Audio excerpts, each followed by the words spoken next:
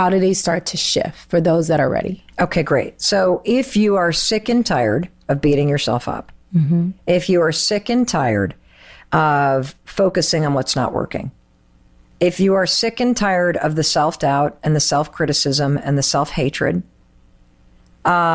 this is a game changer. And I only learned this 18 months ago.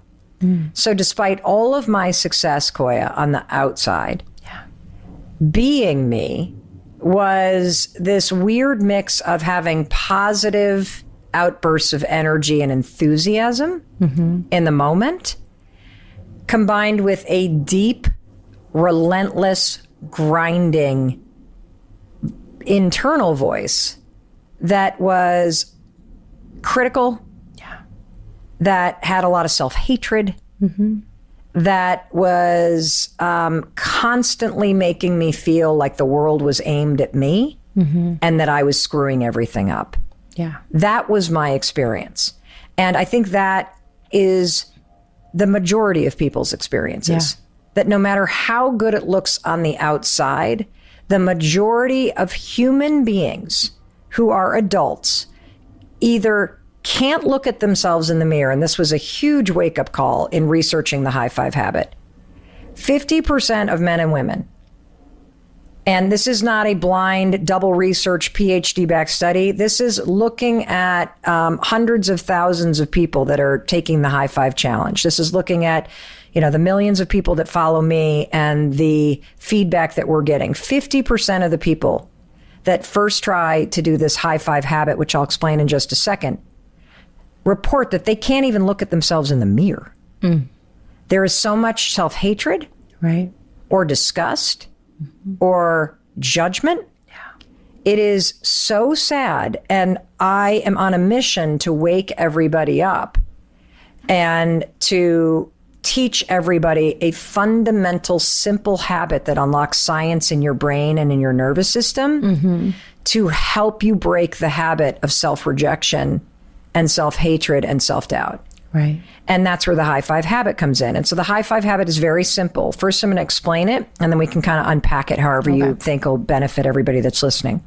So all you're going to do is you're going to stand in front of the bathroom mirror, and I want this to become part of your morning routine.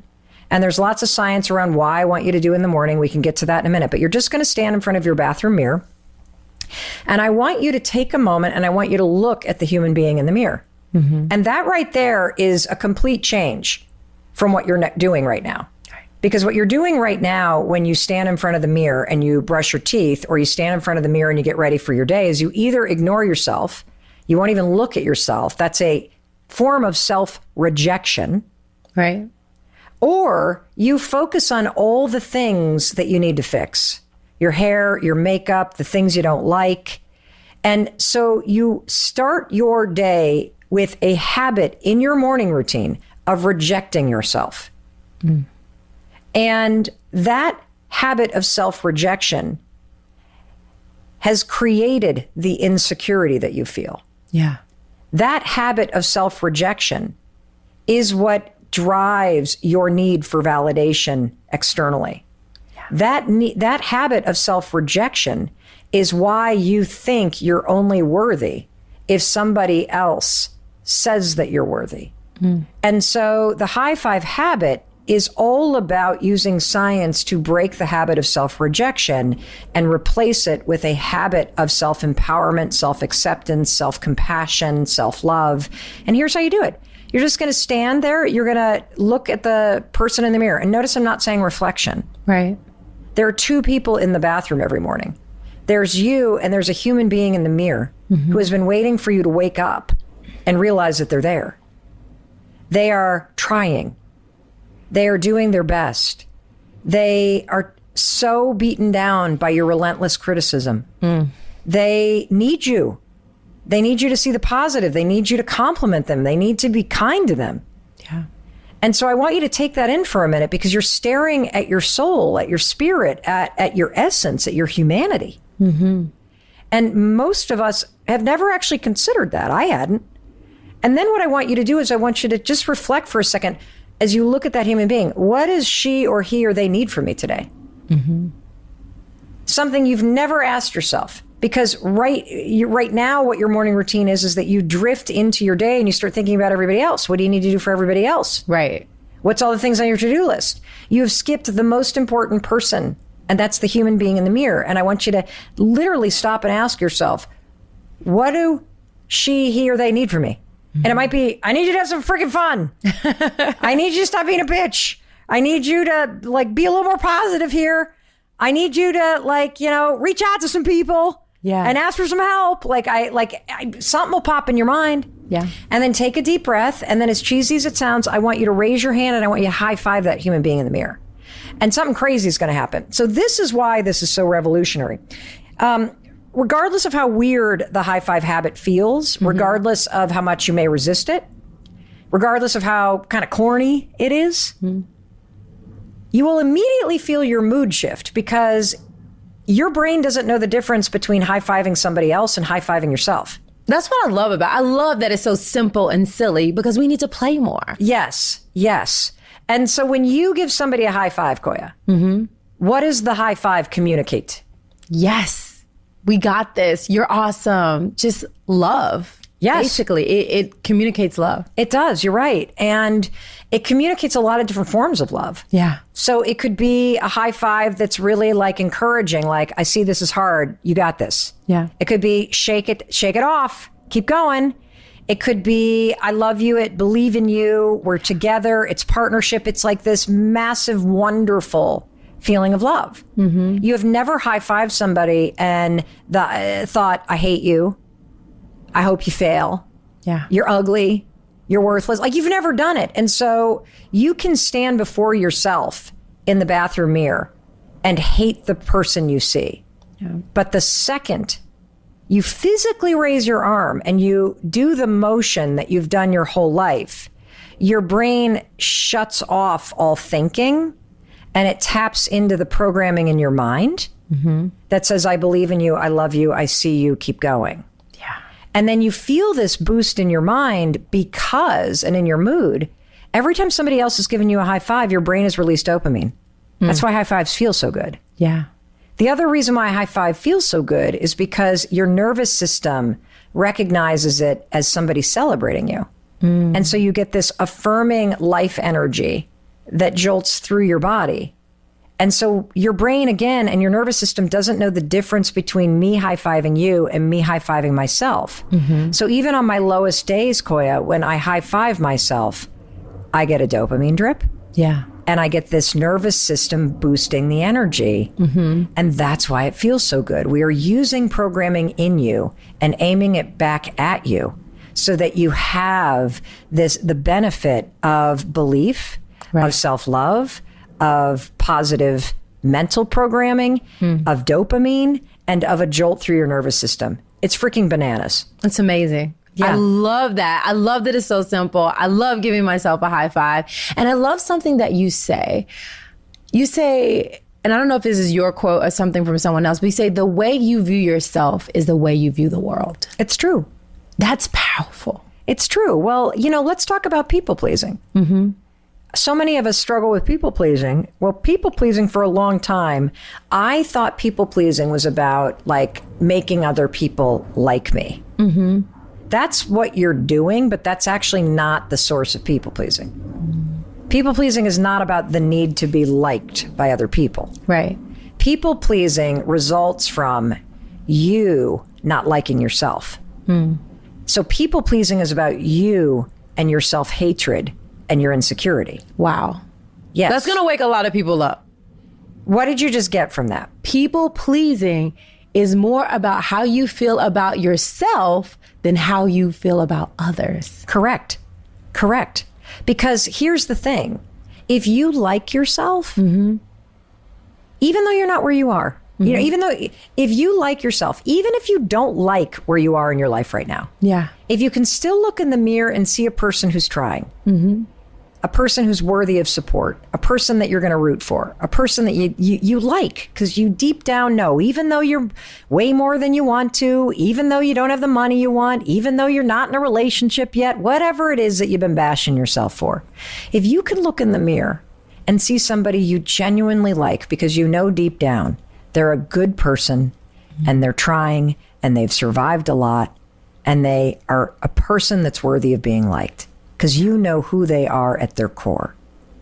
If you can feel that way about yourself and treat yourself that way by giving yourself a high five, that's how you demonstrate that you like yourself. When you go out into the world, if somebody doesn't like you, it does not take away from the fact that you still like yourself. Right. If you treat yourself with respect and somebody out in the world disrespects you, that will not change the fact that you still treat yourself with respect. Right. The core problem is that most of us look in the mirror and reject the person that we see. And then we bring that insecurity out into the world. And we are looking at lovers and bosses and friends and family to then make us feel secure or make us feel loved. When the root problem is we don't love and like ourselves. And so we got to bring all of that back in house.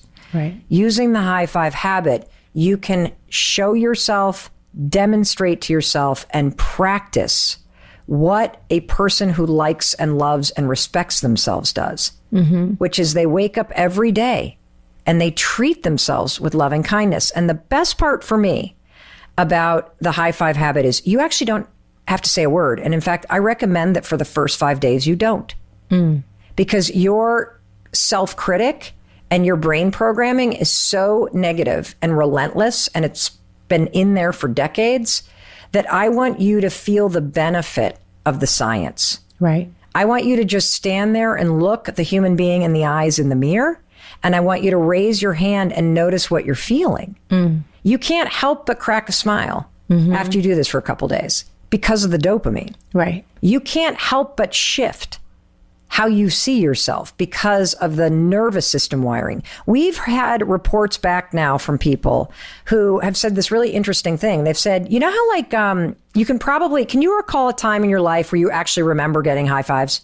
Yeah. When was it? Can you describe it? Put us at the Basketball. scene. Okay, put us right at the scene. Oh, yeah. So playing basketball, I mean, that is the best place for high fives. High school, I mean, for a whole year, I rode the bench. But when I actually started getting rebounds, making points, high five. The more high fives I got, the better I got because it boosted my confidence in myself. Correct.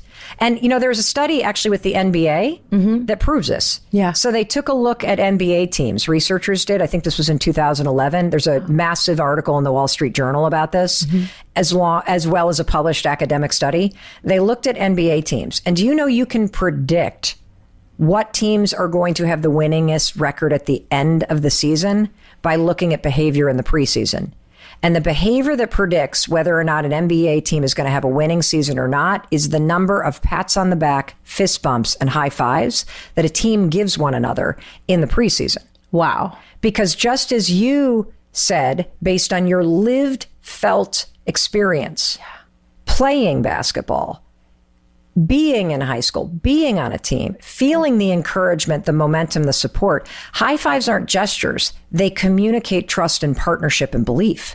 So when you high five a teammate, you're communicating, we're in this, I believe in you, shake off that shot. Even though you're on the bench, you're a valued member of this team, keep trying, keep going. And the corresponding data about the teams with the worst record was also true. They had the least number of pats on the back and fist bumps and high fives. Why? Well, when every player's in it for themselves, it creates distrust and selfishness. Right. And so by high-fiving yourself in the mirror, you can create that same partnership with yourself, and that same momentum starts to get created every single morning when you send yourself into the game of life every day, the way you would send yourself back into the game of basketball after having a team huddle. I love that. And it actually brings me to one of the most important pillars of Get Loved Up, which is spirituality. And I kind of want to dive into spirituality with you because I feel like giving that high five is bringing people back into divine alignment with themselves. Okay, say that again, because that is exactly right. Giving that high five is bringing people back into alignment with themselves, with spirit, with the universe, with God. Because that negative self-talk is taking you out of alignment with love, out of alignment with spirit. And so that one act, because I know you say habits, I say ritual. We have so many different language, but what I feel when I give myself a high five and when I practice that positive self-talk is alignment with spirit. 1,000%.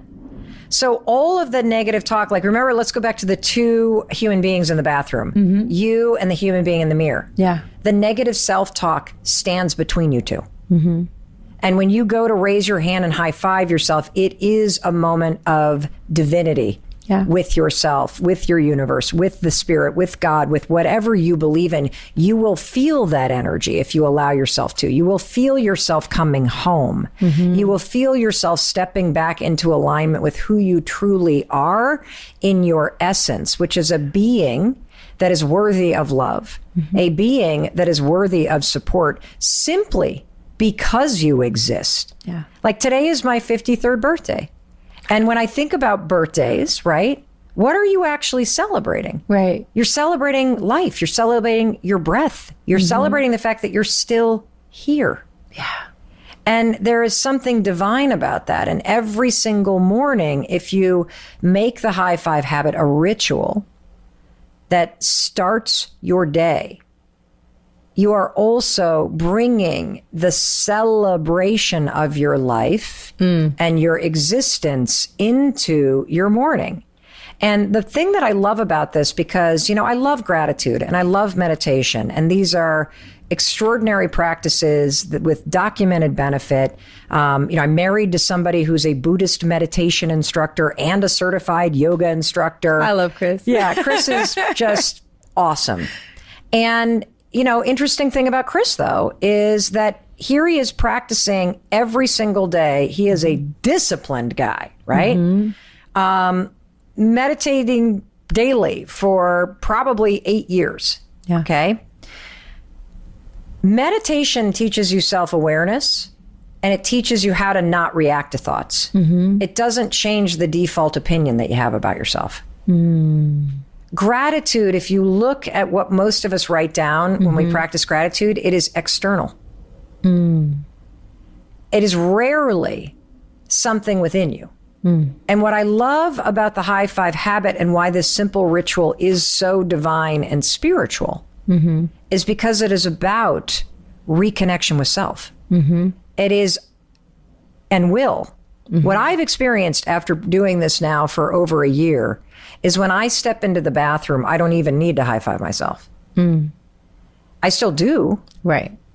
But what's happened over this repetitive ritual of raising my hand in celebration, encouragement, empathy, support, and love to myself every morning, no matter where I am, where I'm waking up, how I feel, just part of how I begin the day, is over time, because of the science, it has reset my mind. Right. I don't even see a person I would ever criticize. I don't even see my face. I just see this human being that I love. That's beautiful. And I think with meditation, with the high five, with these rituals, it gives us the time to come back to center. And people use things in different ways. Oh, but yeah. it is the opportunity to come back to center, to kind of crowd out the noise. So I'm back with my husband, Chris. Hi, Mel. Hi, Chris. Thanks for having me. Of course. And I was just sharing with everybody that when I first stumbled upon this high five habit and I started doing it, and then I asked you if you would try it for 5 days. Do you remember that? Definitely. And I said NFW. Well, you did have a very deliberate, I'm not doing that. Yeah, I immediately thought it was the dumbest idea ever. I found it ludicrous, quite honestly. Let's go to the mirror. Let's high five ourselves, and this is going to solve all problems. Well, I'm not saying it's going to solve all problems, but I know based on the research, and I know based on the testimonials of 175,000 people and the testimonials that roll in every single freaking day that are so profound, that when you take on this habit, it has a shocking impact on your brain and how you see yourself and the person in the mirror. And that kicks open a door to an entirely new set of habits and an entirely new possibility. And, we're laughing, but when I kept pushing you, because I'm like, dude, you're my husband. I need you to try this. I want you to take the high five challenge. I want you to do this for 5 days.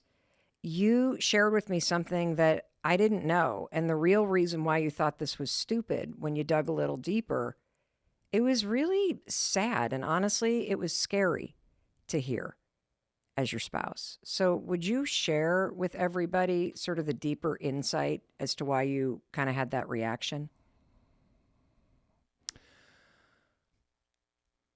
I think at the time I related to the idea of a high five to myself as being encouragement, like looking forward, the idea that you would high five yourself to inspire forward action. And yet I find that the power of that high five in the mirror is less your hand meeting the mirror and more your eyes meeting your eyes. And that's where the struggle was.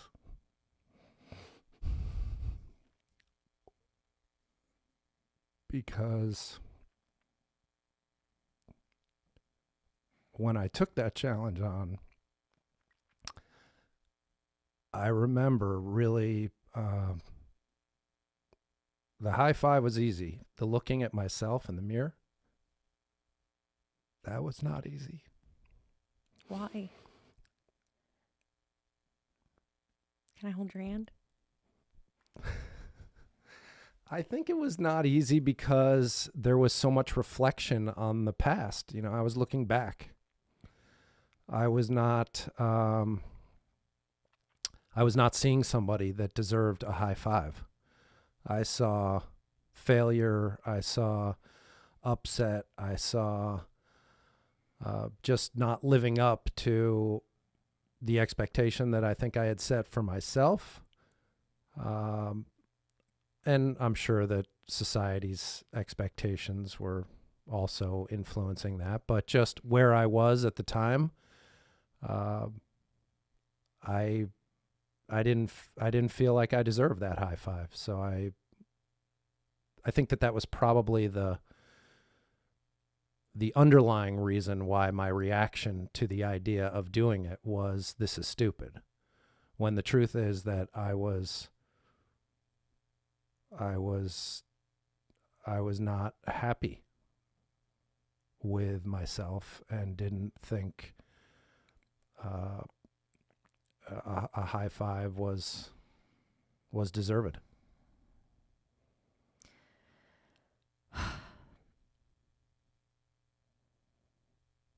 It's really hard to hear how long you felt that way about yourself. Because I stood next to you for years, the sink right next to you. And when I looked at you, like, I saw the world's best dad, amazing husband. I saw somebody who was absolutely integral to helping me build my business. I felt grateful for you. I didn't know you thought any of those things. You just kind of put on a smile and carried on. You were so sort of stoic about it. So can you explain, because I think that there's a lot of people, especially men, that really beat the hell out of themselves when their career doesn't go how they thought it was going to go, or they get laid off, or, you become an entrepreneur, and entrepreneurship looks fucking glamorous. It's a bitch, especially in the restaurant business. And you had been an entrepreneur. So can you just share just a little bit of context for people so they understand, like, how long you would look in the mirror and see somebody that failed and why you felt that way?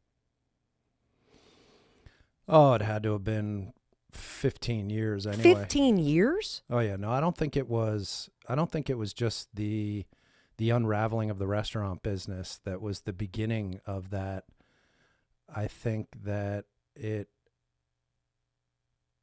I'm not sure exactly when, but as you and I know, like looking back on my very colorful career, I am grateful today for all of the things that I did, but having moved through so many different roles and responsibilities and industries and companies and job changes, and I just never ever related to myself like I was succeeding in a professional sense. And I, of course, concluded that therein lies the source of my failure, because my job here is to be the provider, the proverbial provider, and to go, quote, make it happen. And so the discomfort with myself and my progress professionally was absolutely what I think dragged me down. And yeah, being an entrepreneur can seem glamorous. I would say that at the time when this whole thing and the High Five Challenge or the book came out, you and I were in the throes of it. I mean, talk about just getting up and putting on your boots and just diving into the fire every day. There wasn't, at least just didn't seem like there was a moment to actually stop and acknowledge the good. And quite frankly, you weren't acknowledging me like that. You might have seen me as a good husband or father or, business partner, but those words weren't being shared between us. And so naturally, I didn't get that reinforcement verbally from you. But I also think that the being in the thick of it and running as fast and as hard as we were didn't, the idea of stopping and looking in the mirror and seeing myself truly for who I am and the good that I have done and acknowledging all the failures as being a source of powerful learning and all that stuff. Fuck that. Like I wasn't, and that's why I say, I think the hardest part was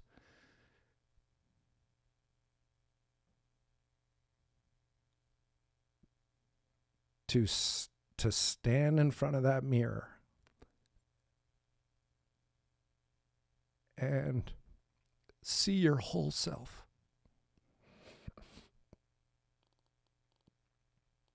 And for guys, I think that is, for many, borderline feels impossible. Because that's what we do. We just get up, put the boots on, and go, okay, Mel needs something, the wife needs something, the kids need something, the employer needs something. The dogs. Okay, let me jam in a quick workout. Maybe because maybe I'm thoughtful about what my mind, body, or spirit needs, but also something that I think is an afterthought for guys. And we put everybody but ourselves first. So the act of standing in front of a mirror and high-fiving yourself and looking yourself in the eyes and saying, I love you, outlandish concept. But hugely, hugely important. And it doesn't happen unless you're sort of willing to really stop and slow down and consider that you matter more than your wife, your kids, your employer, the rest of it. And I think that's part of what has, I think maybe over the years, dragged me down, was paying zero attention to me and paying all the attention, or so I felt, on everybody outside of me. And providing and trying to prove that you were successful and trying to earn money and live up to also your dad's expectations. Yeah, well, that's, if you really want to go back to the root of it all, we could be here all day. But yes, certainly growing up with a father that did what he did and accomplished what he accomplished, and even just the basics of putting on a suit and tie and packing a briefcase and catching a train and working in a high rise in Manhattan. All of those things were just visual cues of what I thought I should be doing. None of which, of course, played out other than the occasional suit until until ties and the rest of it flew out the window. But just I wasn't being like my dad, which is what I thought I was supposed to be doing. Mm-hmm. So you get really emotional when you talk about looking at yourself in the mirror. And I want to hear you talk more about that, because I know that it's a bunch of things that come up for you because you're not in that place that you were in where you look in the mirror and see a failure. And you don't believe those things about yourself. And the challenge of simply standing in the mirror and looking in the eyes, I agree with you. That's the hardest part of adding this habit to your morning routine. Just put the toothbrush down and be with the person in the mirror. Look them in the eyes and don't see a reflection, see a human being who needs you. That half of men and women can't or won't look at themselves. And it's a good point, because you can, it sounds weird, but you can look right through yourself in the mirror. Yes. Versus actually seeing yourself. Yes. And if you aren't looking through yourself, a lot of us look at all the things we don't like. Mm-hmm. And so even gazing at ourselves is an act of self-criticism, because we're like, I hate my this, I hate my that, my, neck is saggy. And, you have since done tremendous amount of therapy. You and I have done the psychedelic supervised therapies. You are in the middle of getting your master's in spiritual transpersonal psychology. You are getting your training to be a death doula and to sit with people at the end of their life. And you have also started a men's retreat called Soul Degree. And you've been leading retreats with men for 4 years, Chris. And there's a lot of emotion that comes up for you. 6 years, sorry. 6 years. Terrible wife. Can I get a high five? Cheer me on even though. Thank you. Don't let go of my hand. I don't want to hold your hand. You have been in the presence of so many men. And you've even had Oakley reach out to you and had you counsel some of his friends through anxiety and through issues. And I know there's a lot of emotion there. So, can you just speak to the men and the boys that may be listening, or to the people in their lives that love them, about what you've witnessed, about, the kind of coaching that you lead, the meditation circles that you lead, not from what you want people to know about the importance of being able to look yourself in the mirror and learn how to take actions to truly support and love yourself, and that this is a very foreign concept for boys and men. Yeah, I think that I often talk about Soul Degree as being a space that I hold for men that allows them to slow down, when the truth of the matter is it's in the slowdown that all of those beautiful things can take place. And I think that the reason why there's a lot of emotion there for me, particularly with guys, is that, and I speak to all the partners and the spouses, the people that have sons and fathers and male counterparts, is that brothers. Yes, it is the responsibility of the individual to be able to look in the mirror and see the whole person, foibles and all. But why there is a lot of emotion is because, in my experience in sitting with men, very rarely do men feel truly seen and heard? And that's not on an emotional level. So let's go back to the mirror and what you experienced when for 5 days in a row, you made it a habit to stop at a time in your life where you still were beating the shit out of yourself and look yourself in the eyes and either say, I love you, which I know is one of your practices, to look yourself in the eyes in the mirror and say, I love you. But, you know, to me, one of the powers of the high five habit is there's a lot of people that won't say, I love you. And so the physical action of giving the person in the mirror a high five demonstrates love. And so what did you experience for yourself personally in terms of the science working, the shift in how you started to see the person in the mirror? Well, transformation doesn't happen without repetition. Mm-hmm. And I think at one point, I don't remember if this is in the book, but the idea that there's so many mirrors out there in the world. I mean, you come across a mirror a dozen times a day, potentially. Yeah. And I tried that during the challenge. It wasn't just brush teeth in the morning one time. It was whenever I saw a mirror. And I think that's critically important, because this high five thing, this idea, it's not, I know you call it the high five habit, but it's one of those things that it almost feels elusive in terms of becoming habitual. And that's because next week or next year, some shit might go down, right, and you might do something, or something happens where you really feel immediately lousy about yourself. And so even though there may be some habit of you getting up saying, I love you, or high-fiving yourself, your life circumstance is going to get in the way. Right. Frequently. Correct. Just like with exercise or drinking your water or getting a good night's sleep.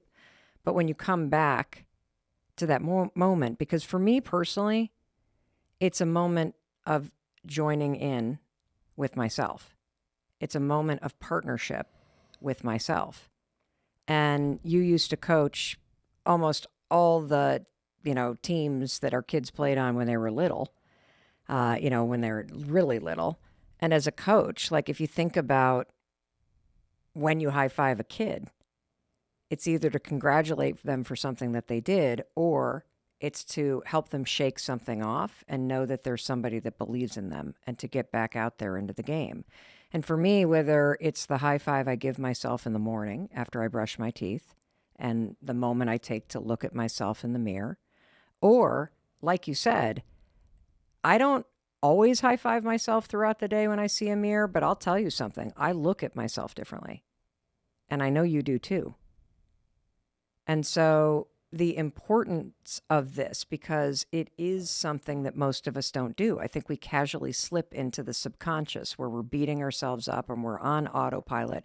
And every time you pass a mirror, you have a chance to look yourself in the eyes and see a person that is worthy of celebrating, of cheering for, of believing in, simply because you're here.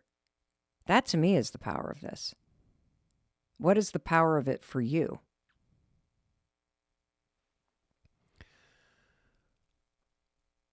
I'm still a little steeped in acknowledging that, yes, I'm here, but not like here physically and how great this is that I'm alive and breathing. Yes, that's all amazing.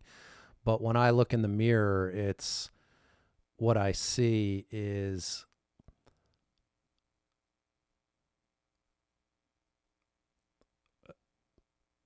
I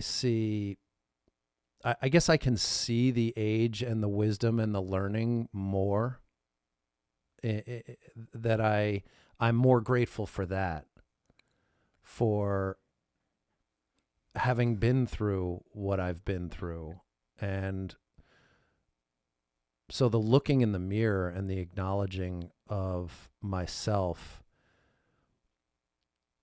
it's rarely like, okay, you got this, all right, your next meeting or your next whatever. Maybe it should be. Maybe, but like I said, I look forward less than I do look back. Great. And today in the look back, there's more gratitude and appreciation and a willingness to high five those elements of me, which for so many years I hated.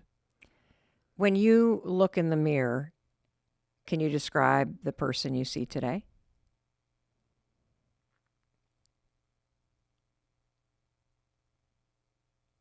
I see a man for who he is. And I see a man with different but the same number of battle scars that every other man, I think, has, in the sense of what I've been through, what's worked, what hasn't worked. I see a man who's worked his ass off, but not necessarily with the right mindset or for the right reasons. Like if there's regret, that's probably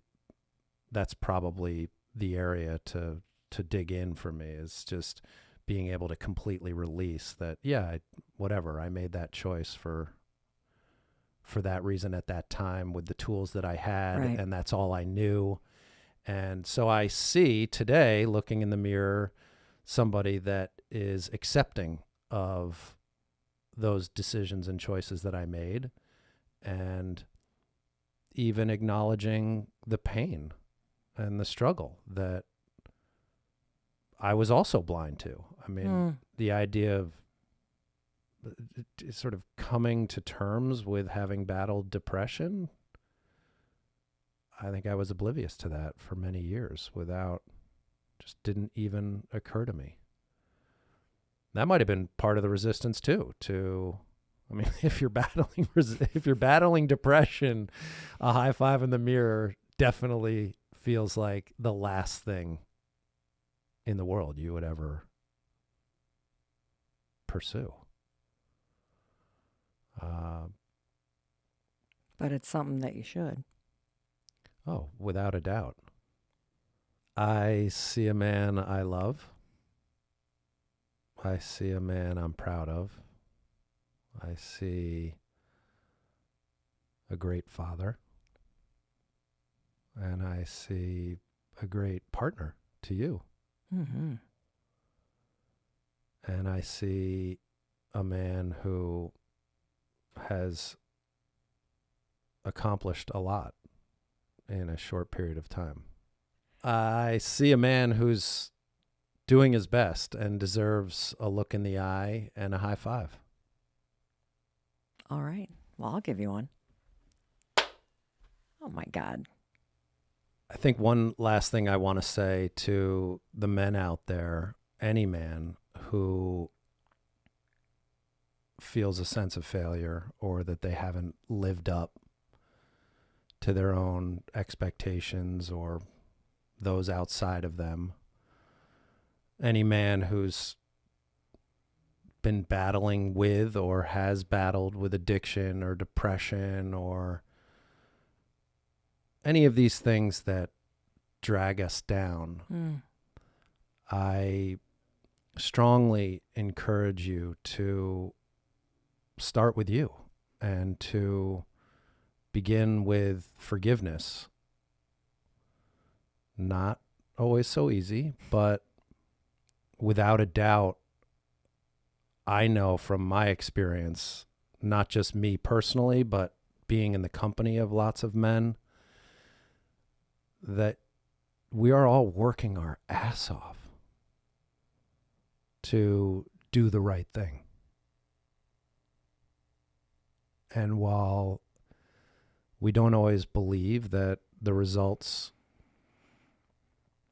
live up, it's in the forgiveness and the starting with yourself and the self-acknowledgement. And I want to go back to what you said in the very beginning, because I know that we're going to get a ton of questions, Chris. Wow. How do I begin that? One step that you could take today is trying this habit of even just looking yourself in the mirror. I'm shocked that I'm even saying this, given my initial reaction to the high five habit.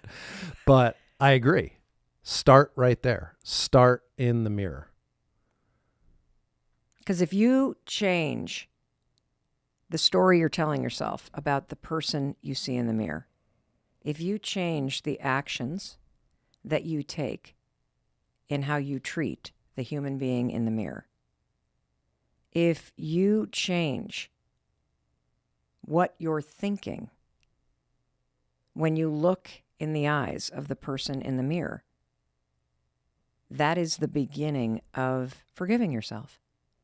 Like, you will never forgive yourself if you refuse to look yourself in the eyes with compassion and with forgiveness and with understanding. And one of the reasons why I'm going to keep hammering this, everybody, raise your hand and high five the mirror. Because if you're at a place where you are beating the shit out of yourself and you can't stand yourself for whatever reason, whatever you did, we've all done something, you don't have to change your thoughts.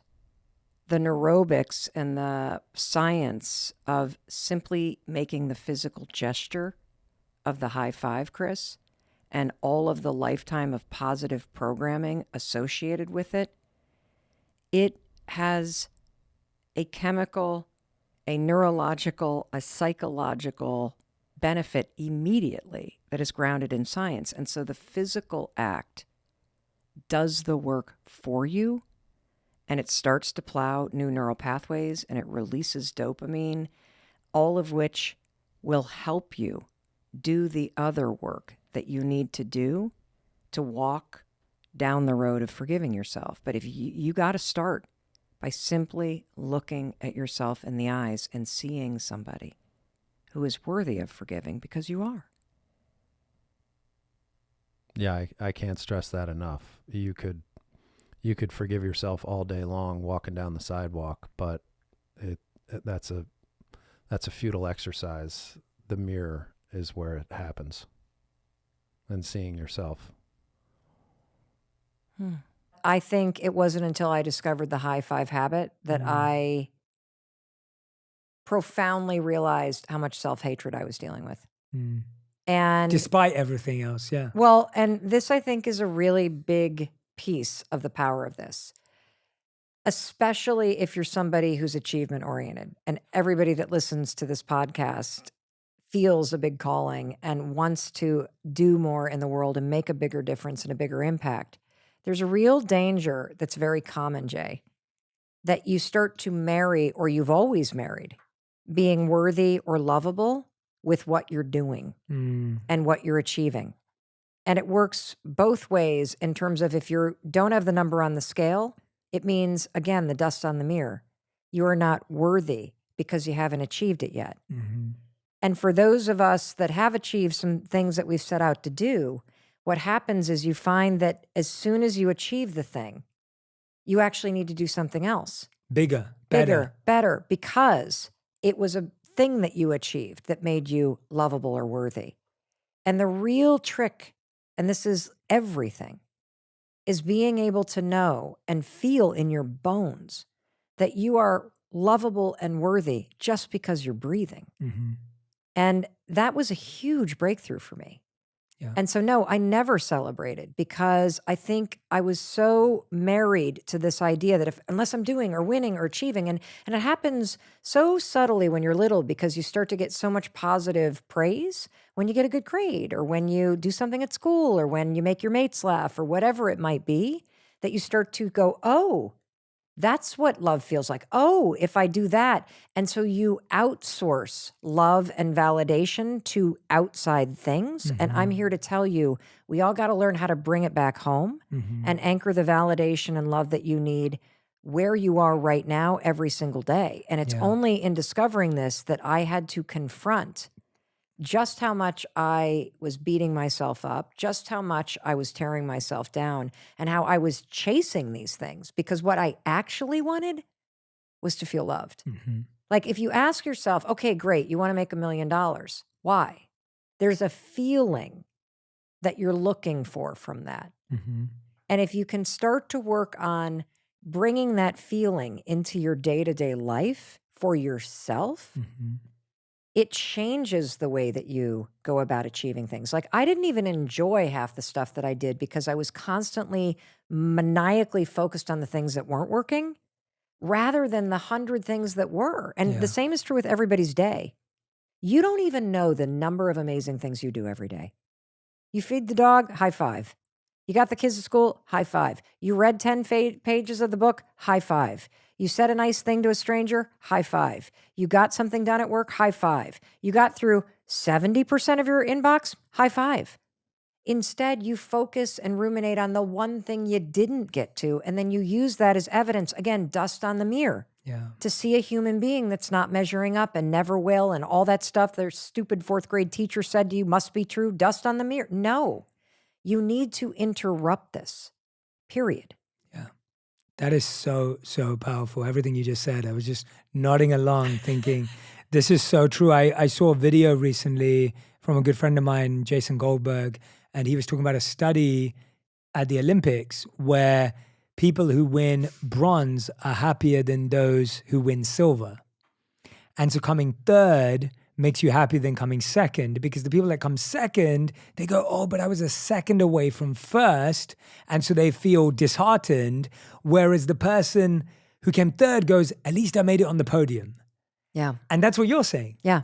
1,000%. Make it to the podium. Yes. Put on the clothes. Or just put on the clothes. Just put on the clothes. But that's making it to the podium. Like to me, that's like just getting there. It's not about, and actually what you really hit something when you were saying that about celebration for me.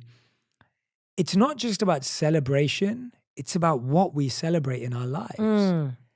So when we celebrate our birthday, we're celebrating life.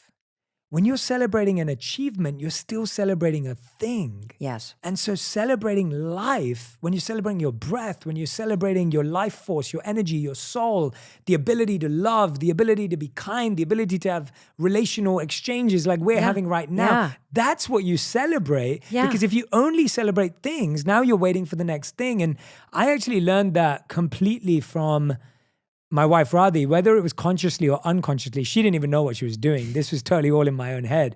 But I realized that every time I reached a new external peak or a new thing, I expected to receive more love from her. I expected that she would think something more cool of me. And the answer was she didn't. She loved me the same. And I would always wonder, why does she not love me for this? Like, how does she not respect me? How does she not feel it differently? I mean, look what I'm doing. Look what I've achieved. And when I kept working with that thought, and I reflect deeply, and I love breaking down my own thoughts and figuring it out, and I really get stuck in there, I realized that my wife loves me for my life and who I am, not what I do. Yes. And so she unintentionally trained me and taught me to disconnect my value from what I do to who I am, which is what she loves me for. And I realized that was so much more beautiful and so much more powerful and so much more meaningful to be loved for who I am than what I do and achieve. Yes, and here's now an even bigger thing. Please. You already do this, but as you're listening to Jay and I want you to actually grasp how profound it would be if you could feel that way about yourself. If you could always just look in the mirror and see a human being that's trying and that's worthy of a high five, and a human being that failed and okay, we're going to brush it off and that's worthy of a high five. Somebody who is running the marathon of life that you're going to celebrate every step of the way.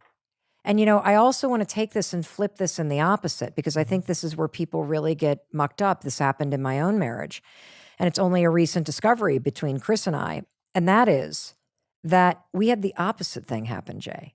So when Chris and his best friend went into the restaurant business and they poured 7 years into it and gave it their go, and at the end of the day, they sold it, for pennies on the dollar to the next investor, and they did not return the profit that they had hoped they would return to their investors.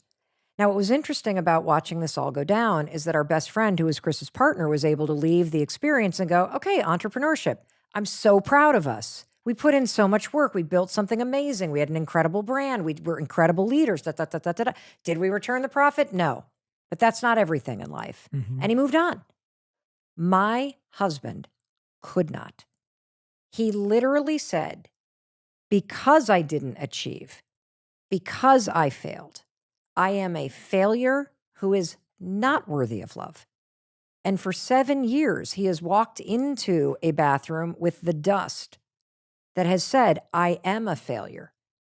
And so as you have been looking for, why doesn't she love me more? Somebody who fails goes, how can you still love me? And it's only until, it doesn't matter how much I love the guy, it doesn't matter how much I build him up, and I'm so proud of everything that he's done and all the stuff that Chris is doing, and he's had a massive breakthrough in this. And part of it is through the high five habit because of the resistance. But I can't do that. Look at the failure that I've been. If you don't love yourself, you won't allow somebody else to love you. Yeah.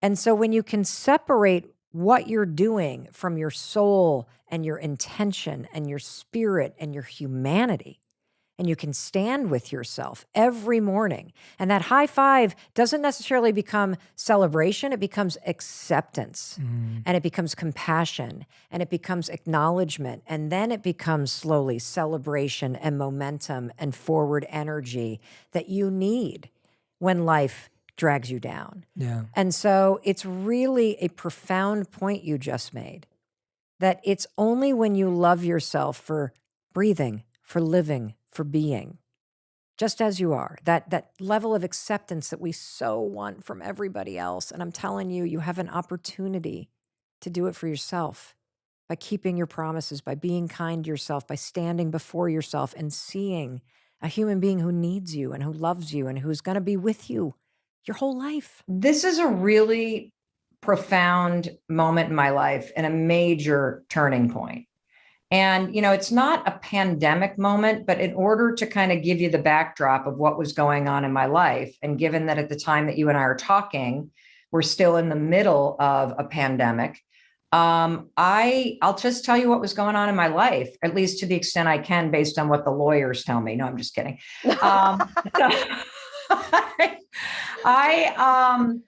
I had been, everybody knows the moment that their life turned upside down because of COVID.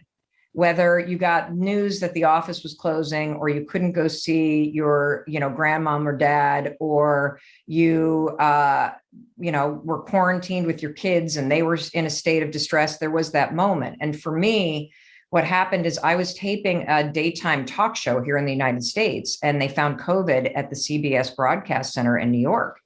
And they walked into the taping room and said, you need to evacuate the building. And within 5 minutes notice, Fern, my show was canceled. I was fired from what had always been a dream job of mine. I grew up, coming home from school, my mom would have Oprah Winfrey or Donahue on here in the United States. And I always wanted to do that and to help people doing it. And so 5 minutes, grab everything you can that's not nailed down, run out the door. Don't even say goodbye to the 130 people I'd worked with for a year. I get in the car, I start driving to Boston. I see the New York City skyline disappearing in the rearview mirror. And, Boston, Massachusetts is where my husband and I live. And then the phone calls start coming in. My daughter's in college in California. They're closing school. What's happening? What's happening? My other daughter's in Spain. I can't get a flight. I can't. And the whole world starts to close down, and we all felt it. So I get home, and those first 3 weeks were basically a blur of alcohol and living in my pajamas and watching Harry Potter, no kidding, on repeat with the kids. There were aspects of it that were fun. But what happened in those 3 weeks is I lost my dream job. My book publisher canceled my book and then told me I had to return the money they had given us, money I'd already spent. Every speech I had for a year started to cancel. And I started to get flashbacks to a moment in my life when my husband and I were nearly $1 million in debt. This was 13 years ago. This is sort of my origin story. We were about to lose everything. And that's when I invented this thing called the 5-second rule. But I started having these flashbacks. We are fucked. Like, this is happening again. Are you kidding me? I'm 52 years old. I've got to reinvent my freaking life again. And one morning I wake up and I use the 5-second rule. You count backwards, 5, 4, 3, 2, 1, and I get out of bed. And the anxiety is thumping through me. And I make my bed and I drag myself to the bathroom. And I'm standing there brushing my teeth in my underwear. And I catch a glimpse of my reflection in the mirror. And I think, oh my God, you look like hell. And I had these dark circles under my eyes and my gray hair was coming in and I looked haggard and tired. You know, I actually felt sorry for the woman I saw reflected back in the mirror because I could tell she had the weight of the world on her shoulders. She was worried about her kids who were grieving and anxious and distressed. She was worried about herself, her employees. She was worried about the world and the frontline workers and her parents and her business and everything. And as soon as your thoughts go negative, it's like lint catching in a dryer. More and more and more negativity builds. And so then I started thinking about the day. And who doesn't start their day by going, I'm late. I forgot to do the text. Today's going to suck. And then I look at my feet and there's my dog and he still needs to be walked. And I need to be on a Zoom call in 8 minutes. And I just look like bloody hell. And I'm starting to feel heavier and heavier. And you know, what's interesting, Fern, is if you had walked into the bathroom in that moment, I would have been able to spin on a dime and be like, come on, Fern, you got this. You're awesome. I know this sucks, but come on, let's just take it one step at a time. You can face this. But standing there with myself, alone in my underwear, one boob hanging lower than the other, like I couldn't think of anything to say because I didn't feel confident. I didn't feel optimistic. I didn't feel like I could handle what was happening. And as cheesy as it sounds, standing there without a bra on, I found myself just raising my hand and high-fiving the woman I saw in the mirror. Now, here's what's interesting. Almost immediately, I felt my shoulders drop. I chuckled because it's so stupid and cheesy to high-five yourself in the mirror. And it didn't disappear the problems. It didn't change all the stuff I was dealing with, but something inside of me changed. I felt this sense of, okay, I know this sucks. Pick your chin up, Mel. You got this. Come on. And I sent myself into the day. Now, it was the second day that something really interesting happened, because what happened on the second day is when I woke up, I immediately thought about that high five. I 5, 4, 3, 2, 1, got out of bed. I made my bed. And as I was walking toward the bathroom, I felt something I'd never felt in my entire life. And I'm going to explain it this way. You know, when you're about to go see a friend, you're going to grab a cup of tea or a cup of coffee or something, and you're about to walk into that cafe.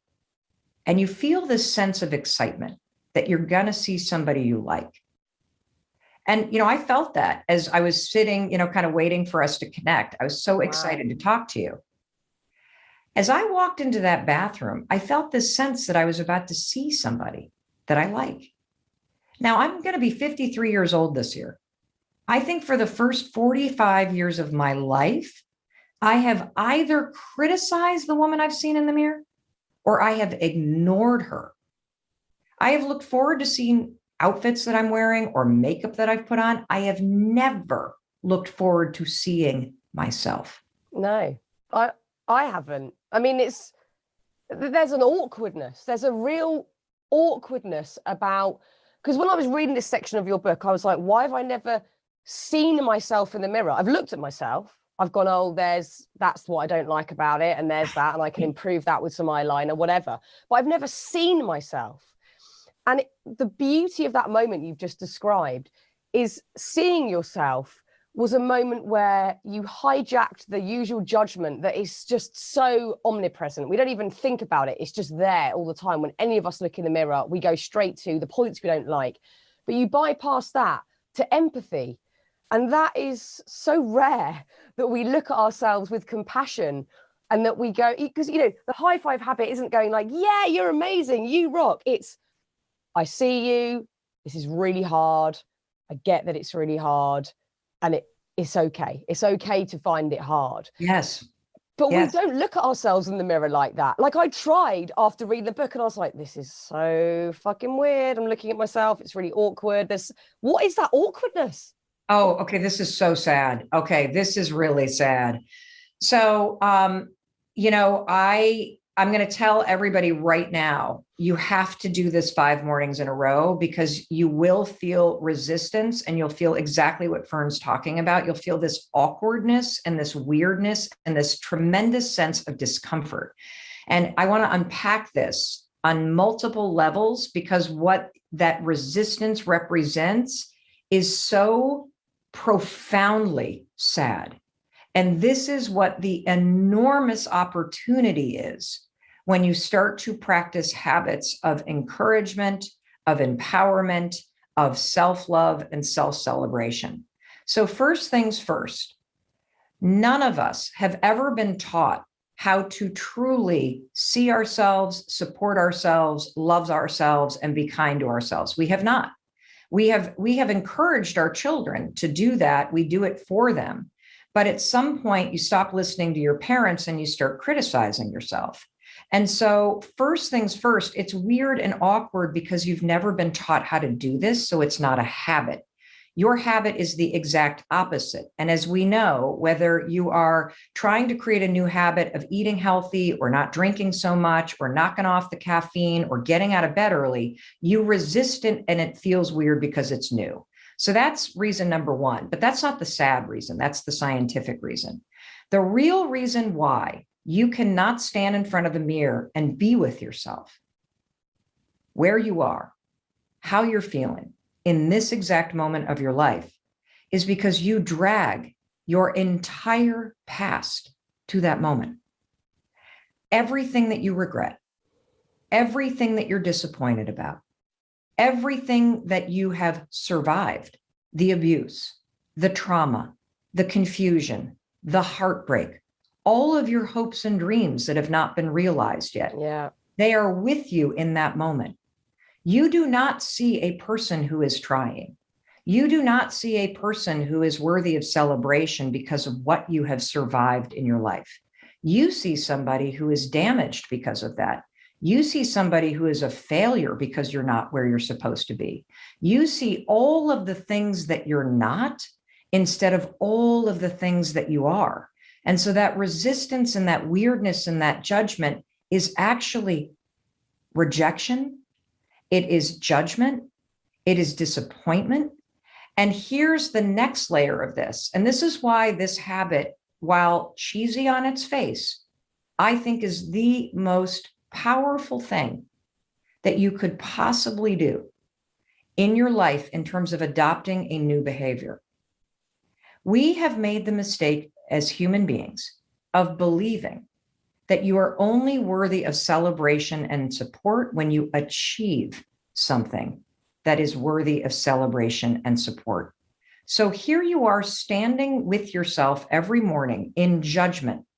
The scale, doesn't have the number on it that it needs to be. My bank account isn't where it needs to be. My relationship isn't where it needs to be. My, career isn't where it needs to be. My mental health isn't where it needs to be. And you stand there and judge that. And then you go, cross your arms and go, well, I'm not going to cheer for that person until they get there. Yeah. So I'm going to just stand there and judge you. Yeah. So get out there, you loser, and see if you can lose that weight. Like, it's literally insane. If you watch the marathon in London and those racers are running by, even Brits aren't standing there with their arms crossed going, bloody hell, you suck. I'm not clapping for your ass until you cross the finish line. No, you clap and you cheer people every step of the way. Your life is a marathon, and you have outsourced the single most motivational and important thing that you need to other people.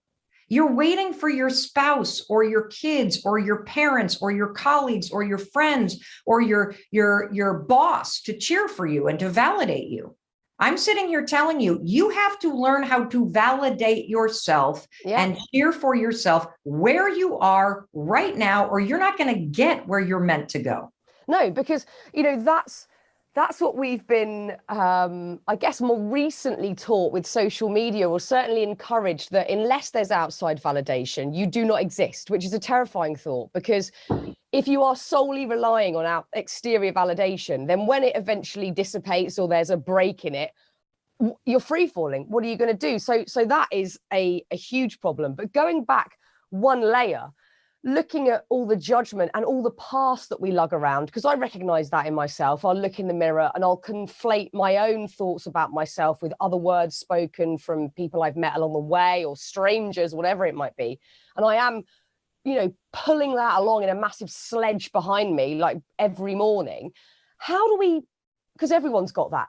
And I'm thinking people at home are going to be like, yeah, I have that. But how are we moving past that? How are we not bringing our whole past and our lump of regret with us each morning? How do we move on? Because, you know, I know obviously sometimes with tricky situations in life, you might have had good intent, but others have still judged you, or you've ended up in a tricky spot. But there will still be times in our past where we acted without good intent. And we know that we did something out of jealousy or cruelty or whatever it might be, of just feeling angry about our own lives.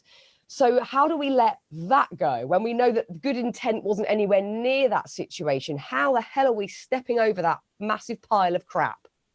Well, you know, I think that, look, I think especially your listeners know that you act out in pain because you didn't know any other way to cope. And so when you can bring empathy and understanding to what happened to you, you can start to understand the behavior. And it's only when you understand the behavior from the past that you can spot it and you can catch it and you can change it, because patterns of behavior repeat unless you break them and replace them. And so one of the reasons why this high five habit, and it's just one of a bazillion habits in this book that we can talk about to address this question. One of the reasons why high fiving your reflection in the mirror works is because you don't have to think anything. This is the genius of it. So, you know, when it started to work for me, and then I, of course, put a photo on social media on my story, and within an hour, 100 people, men, women, children around the world were high-fiving and tagging themselves, I thought, okay, whoa. First of all, I'm not the only one who's feeling like the world on my shoulders. Okay, that's reassuring. And secondly, maybe this thing isn't that cheesy after all. And so I've spent the last year researching this. And so first, let me explain in addressing your question about how do you get your mind to stop going down the road of beating the shit out of yourself for all the stuff that you did when you were just trying to survive, because that's what you were trying to do. You were just trying to survive. And I have been startled, Fern. You know, I was molested when I was in the 4th grade, and it was a one-time incident. I woke up in the middle of the night at a big family thing with lots of different families, and all the kids were in one room, and there was an older kid on top of me. And it is that moment that my anxiety began. I literally had a fight or flight response, which is all that anxiety is. Anxiety in your body is just an alarm bell going off when your nervous system goes into a sympathetic or an on edge alarm state. And I possummed, I disassociated, I literally left my body. And that next morning I woke up knowing that something was wrong, knowing that something bad had happened. And in that moment, my nervous system was still on alarm. And when I walked downstairs that morning, my mom was cooking breakfast. The kids were all over the kitchen, lots of other moms around. And my mom turned to me and said, "How'd you sleep, honey?" And I froze. And I froze because the kid was sitting at the kitchen table. Now, I knew if I said something, my mother, she's a farm gal. She grew up on a cattle farm. She would literally take that spatula and hit him into next week. Like, there was no concern about my mom. I was concerned about what this person would do. And so my nervous system in that moment got hardwired to be on edge, to be worried about how people react. And I have lived in that state for literally ever since 45 years. And so one of the things that happens, we're going to talk about our nervous system, because there's also a high five you can do to your heart that is profound for any kind of anxiety or trauma that you may be feeling. And we're going to explain that in a minute. But first, I want to explain what some of the world's leading neuroscientists have said about why the high five habit works. When you go to raise your hand in the mirror, and this is how you're going to do it. You can do it right after you listen to this. You can do it tomorrow morning. What I want you to do to make it a habit, first of all, is I want you to do it right after you brush your teeth. Hopefully, we're all brushing our teeth every day. It's a really good habit to have. When you put your toothbrush down, like right on the counter, now we're going to practice the high five. You're going to take a minute and you're just going to look at yourself. And I want you to, in that moment, I want you to set an intention. And the reason why I want you to set an intention as you're with yourself is because there is new research out of Harvard that shows that if you take just a minute in the morning and you think about how you're going to show up today and who you're going to be, and more importantly, what actually matters to you, what game do you want to play that you want to make progress on, not complete, not win at, just what's one thing you want to inch forward? And how do you need to show up today to really engage in that game that matters to you? It could be something personal, could be something at work. It doesn't matter with your kids. And then once you have that in your mind, you're going to raise your hand and you're going to high five yourself. And yes, it will feel weird. Yes, it will feel awkward, but I'm going to tell you what's not going to happen. It is neurologically and scientifically impossible to raise your hand and high five your reflection and think, gosh, you suck. Boy, you're ugly. Your chin's really pointy. Your jowls, Mel, are starting to look like saddlebags on a pack mule. Like, you can't think those things. You just can't. And here's why. You have spent your lifetime high-fiving other people or raising your hands in celebration with other people. You've done it so many times that the gesture of high-fiving, even by just seeing other people do it in sports matches, it's already encoded. Like, Fern, when somebody high-fives you, what are they saying to you? Well, I think they're celebrating you on a subconscious level and saying, I see you, hey. And I think what I'm realizing as you're talking is, and this is so obvious to say, but it's just hit me, is that we're not to underestimate habit. Because I think some of the time we're sat there waiting for, quite frankly, an epiphany. There's going to be this moment where I really like myself, or if I get the job, the partner, the thing, then I'm going to like myself. We've got to do the habit bit first to get anywhere near that. And we are all relying on some miraculous, maybe it's because we've been sort of indoctrinated over the years with like the big reality TV shows where, you know, all of a sudden you're celebrated and you look amazing and you're on TV and everyone's cheering at you and I'm going to have that moment. It's going to happen down the line. This is a habit. This is, like you say, cleaning your bloody teeth. This is a habit we have to do every day. And it's as much as sort of changing your habit can be tiresome. Once you're in a habit, you don't even know you're doing it. I don't think I've brushed my teeth. You're just doing it. So we can't underestimate habit here. Yes. And by the way, you already have a habit that we're trying to break, which is you have a habit of ignoring or criticizing yourself. Yeah. Just like you're cleaning your teeth, we got to clean your mind of all that bullshit you've been saying for a long time. But that's empowering, because often we believe it. We think, well, I am just a piece of shit. But it's empowering to know, no, that is a habit that I go to, that I think I'm a piece of shit when X, Y, Z happens. It's not true. That also is a habit. Empowering, both things. Yes. Empowering. Yes. Exactly. And you have friends that have done piece of shit things in their lives. Yeah. And you can understand that they did that. They drank, they were addicted, they cheated on people. They, like, whatever they did, they were a bloody asshole. But you can now see that they're trying. You can now see that they're changing and they're working hard, and you can love them through it. I'm here to tell you, you have to make a habit of doing this for yourself every day. And you just said this thing about, I'll be happy when I get that job or I lose that weight. The problem with attaching your happiness and your validation and your support to achieving something is once you achieve it, you are stuck with the old habit of still hating yourself. And you're now going to need to find something else to achieve in order to prove that you're worthy of it again. You see, I've been an overachiever my whole life because I've equated achieving with being worth something. And when you are an overachiever and you think It's only when you're achieving something that you are worth loving or celebrating, you will be a jealous motherfucker, because everybody else that's succeeding is now competing with you for the love and for the worth that you want. And when you start to actually give yourself the love and the self-validation that you need, even when you're failing, especially when moments are hard, when you're, telling yourself, okay, Rex was an asshole to me last night and I feel like a terrible mother. And you stand there and you're like, you know what? Today I'm just going to show up and I'm going to be compassionate and patient, both with him and with myself. And you raise your hand and you high five yourself. What you're doing in that moment is you're shutting down the criticism. It's an act of defiance to that beatdown that you've been giving yourself.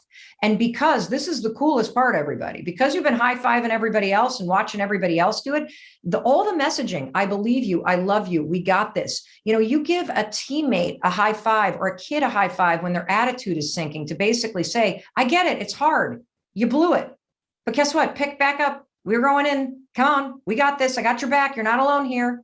So it communicates all of that. It's already in your subconscious.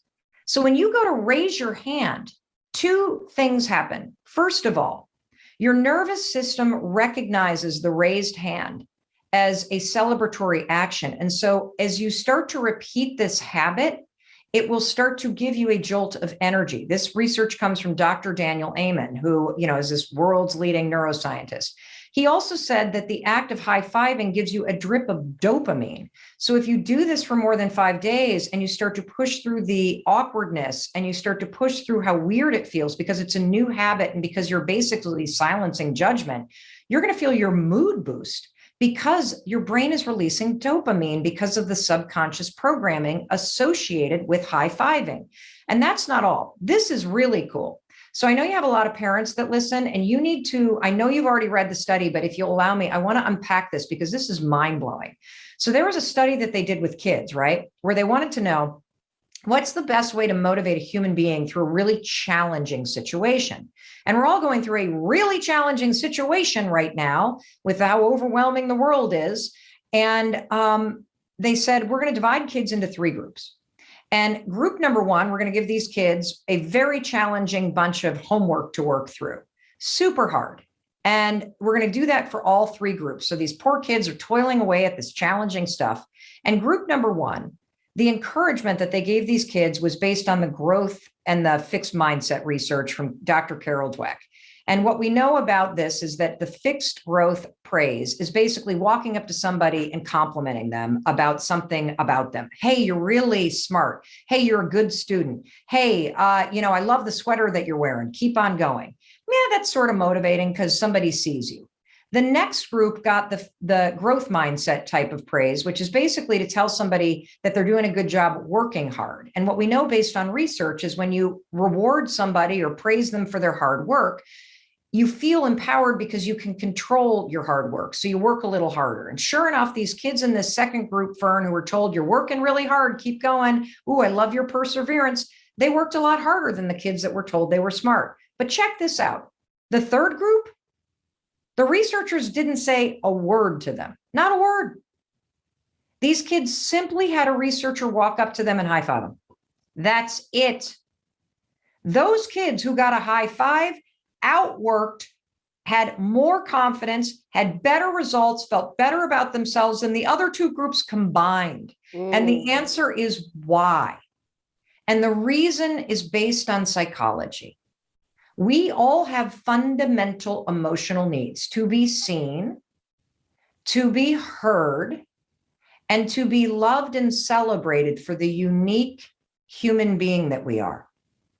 When those needs of being seen, heard, and celebrated are met, you feel affirmed, you feel confident, you feel whole. When those needs are not being met, you feel rejected, you feel invisible, you feel disconnected and lost.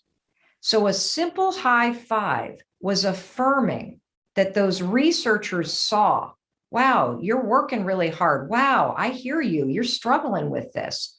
And wow, I'm going to celebrate you right here in this moment for who you are and how you're showing up and how you're going through. And I'm here to tell you Simply doing this for yourself every single morning and making it a habit and teaching it to your kids, it empowers you in a way that is hard to describe, because for the first time in your life, you are giving yourself what you have been seeking from other people. This is it. Like, this is it. I get it, because if someone wants to come up and high five you, there is something sort of secret about it, because you don't know what's going on in their head, but you know it's positive.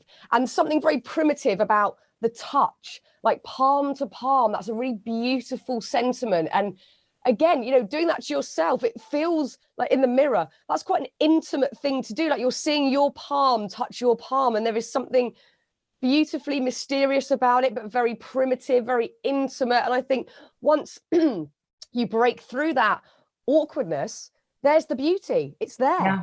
Yeah. And, you know, I've been doing this for over a year. And what I can tell you is super cool is, you know, use the gesture. For sure, you got to try it 5 days in a row. And for sure, you should just make it a habit and do it every day, just like you brush your teeth. But what will happen is you literally are rewiring your nervous system with celebratory energy, and you are deleting and breaking the default programming that has been in your mind since you were a child. It might not even be your voice. It might be your mother's voice, or your father's voice, or, you know what I mean? Some other critical voice. You are silencing it, you are breaking it, and you are encoding a totally new default thought pattern related to you. And so I can now look in the mirror, and some mornings I don't even need to high five myself, because I now don't even see the physical me. I see the human being in there, and I don't criticize myself anymore. Are there things I don't like? Of course. Are there days I look better than? Of course. I don't give a shit. I don't, because I see a human being behind the skin and through the eyes that is worth it. I see somebody who's trying. I see somebody who's survived a lot. I see somebody who wakes up some days and is in pain and needs support. I see somebody who some days wakes up and has something to look forward to. But here's what I know. I know that I have my own back. I know that I am the one person I'm going to go through life with, and I better fucking take care of that person. Yeah. And this is not, you know, the habit part is so essential, because this isn't easy. And this is where we can all reach empathy for ourselves, because if you look around the world right now and see what we're bombarded with, the messaging is usually the opposite. It can be very subliminal, but it's, you know, you are lacking, you could probably improve. If you had this, your life would be better. If you weren't like that, you'd then be accepted by this group of people, whatever it is. There's so much divisiveness in the world, and there's so much projection onto us as individuals to make us feel in lacking. On a really base level, it's also, of course, how a lot of advertising works. You know, you need this and you're going to feel better. And we've had that. We've been bombarded with it probably for the last 70 years. So this is sort of a generational thing. No shit, Sherlock. We're all going to probably feel like this. So this is hard work for us to, by ourselves, just feel deeply compassionate. So I think the habit bit is so key, that there's that sensory thing where we get it, we know that this means something good, and we just keep doing it to get ourselves in a positive mindset. And we have to also, I guess, be willing to see the positives. And again, that sounds so obvious, but again, we've been bombarded with, you know, the lacking. So we have to be able to spot, you know, you did well there, or you tried harder. And if there's no willingness, we're just not going to see it. We're not going to see the good stuff. Yes. And, you know, so most human beings, I know I was here for a long time without the high five habit. I was in a trap, an impossible trap. And the trap is, if you achieve this, then you can be happy and worth it and lovable, Mel. But I'm going to stand here and I'm going to beat the shit out of you and tell you that you're not any good and that you're not lovable because you haven't done that, which, based on the research, being hard on yourself is demotivating. If you stand in front of the mirror and you know that you want to be healthier and you want to treat your body in a kinder way, you want to eat more whole foods, you want to move your body a little bit more, right? It's not about the number on the scale. It's about your vitality. It's about whether or not you respect yourself with your decisions, whether or not you're taking care of yourself with your decisions. But if you focus on the fact that you've got you've got 50, like a 50, but it's not quid. What is it? What do you guys do? Yeah, Kilos, pounds. right? Pounds. Oh, Okay. yeah, yeah, no, so stone. Stone. So you got Pounds. 50, Yeah. you got a bunch of stones to lose, whatever. Yeah. When you focus on the gap and you then pound yourself into the ground because you're not there yet, or you had a brownie yesterday, you're not motivating yourself through that tough love. You're actually proving to yourself that you don't deserve to feel healthy. Your disrespect to yourself and the way that you're talking to yourself proves to your brain that you're the kind of person that doesn't deserve to do those things. So you're actually making it harder with the habits that you have right now. And the fastest way to change behavior is to feel encouraged and supported and loved as you're doing it. I want to share one more thing with you, because I know you talk a lot about anxiety. I know that you know you were sharing openly about a panic attack that you were feeling in the beginning of the pandemic. And a lot of us have kids that are struggling with anxiety. And I struggled with anxiety for 30 years. I took Zoloft for 2.5 decades, and it was a life changer. But it wasn't until I understood my nervous system's role in this and the default beat down negative critic and how that keeps your anxiety alive, and how you can use high five habits to regulate your nervous system, which is critical. Because remember, when your nervous system is on edge, and when your nervous system is what psychologists call dysregulated, or you have a trauma response programmed into your nervous system, and let's be honest, every single one of us has experienced trauma on some level. Yeah. And after these last 18 months, everybody's nervous system is at a on edge setting. Yeah. Are we masks? Are we not masks? Are we in quarantine? Are we not? Are the kids going back to school? Are they not going back to school? Are we getting on planes? Are we not getting on planes? Am I allowed to leave the country? Can I not? Like, you're constantly in this state of uncertainty. So I want you to take a second habit that is going to help tremendously with anxiety. It also helps with focus, and I'll explain how in a minute. So I call this habit, and we write about it and explain the science behind it in this book, The High Five Habit. It's called high-fiving your heart. And here's how you're going to do it. So high-fiving your heart is a way to take advantage of your vagus nerve. And your vagus nerve, as you know, you talk about this, runs from your seat all the way to the top of your head. It goes through every major organ. It goes through your vocal cords. Your vagus nerve is literally a treasure that you need to discover. It is the on-off switch that helps you switch between your sympathetic, which is your on-edge, anxiety-ridden, stressed out, dysregulated nervous system, and the switch to a calm, cool, grounded nervous system, your parasympathetic nervous system. So what you can do every single morning, and I do this right when I get out of bed. So the alarm rings. I use the 5-second rule. I count backwards, 5, 4, 3, 2, 1. And that helps me get out of bed. I move on one. And mornings are always hard for me. I hate getting out of bed. I love how cozy the bed is. If I were left to my own devices, Fern, I would lay in bed and I would stare at the ceiling and I would think about all the what ifs that could go wrong today. And I would slowly become a human pot roast, marinating in fear, and anxiety and panic and overwhelm and depression would pin me to that bed like a gravity blanket. And I would lay there for hours. That's what I do when I'm in distress. I love to just soak up all that anxiety. So I get out of bed. That's really important for me. Then I make my bed. And then I do this thing where I take my hands, and I got these big mitts. So I, like put them right in the center of my chest, but you want to get it right. Make sure your hands are touching your heart, because your vagus nerve runs through your heart, and you're going to press against your chest. This is high-fiving your heart. And then you're going to take a deep breath. And then you're going to say these 3 sentences. I'm okay. I'm safe. I'm loved. I'm okay. I'm safe. I'm loved. And you're going to repeat those sentences over and over and over again. And what's going to happen is wild. You are going to feel your nervous system calm down. You're going to feel yourself, like your being, come back into your body. I call this body confidence. It's being comfortable, literally comfortable in your own skin. And I do this first thing in the morning for a very important reason. First of all, this was new research to me, but I talked to this amazing expert in neuroscience her name's Dr. Judy Willis. She was at UCLA for a long time, and she's been researching forever the connection between your nervous system and your brain's ability to learn new information. And her research shows that when your nervous system is on edge, which everybody's is, you're waiting for the next shoe to drop, you feel nervous, you can't quite focus, you are having trouble sleeping, you're constantly having your mind wander, your breath is sort of shallow. Everybody feels this way right now because of our shared experience and what we're living through.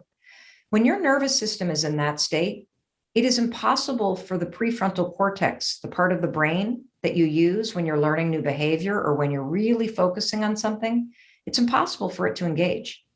And, I can explain this. Like if somebody were to come running into your room right now and scream, the house is on fire, the house is on fire. First of all, your nervous system would go into a state of being on edge and it would go into alarm mode to alert you. But you wouldn't be able to do a math problem in that moment because your nervous system is taken over. And so if you're struggling with focus right now, and who isn't, if you're constantly trapped in that what if loop where you're worried, and you can't bring your attention to something optimistic or positive, if you're having trouble feeling like you're in control, I want you to also add into your morning routine this high five to your heart, because I want you to settle into your body and I want you to activate your vagus nerve.